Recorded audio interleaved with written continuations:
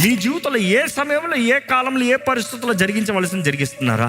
ప్రతి దినము ఎలాగ మీ జీవితం నడుస్తుంది? ప్రతి దినము ఎలాగ మీ సమయాన్ని గడుపుతున్నారు? ప్రతి దినము మీ జీవితంలో చేసేది ఏంటి?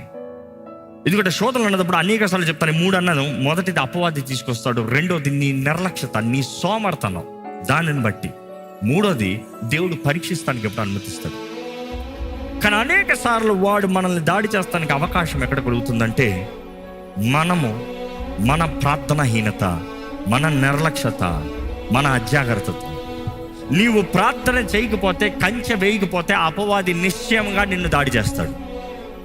నీవు ప్రార్థన చేయకపోతే, నీ ఇంటి చుట్టూ కంచె లేకపోతే, నీ జీవితంలో నువ్వు చేసే కార్యంలో కంచె లేకపోతే, నీ ప్రయాణాల్లో కంచె లేకపోతే వాడు నిన్ను దాడి చేస్తాడు.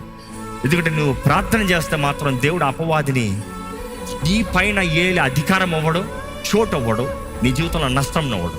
అలాగ నష్టము కలిగినను ఆయనను ప్రేమించు వారికి సమస్తము సమకూర్చి జరిగిస్తాడు.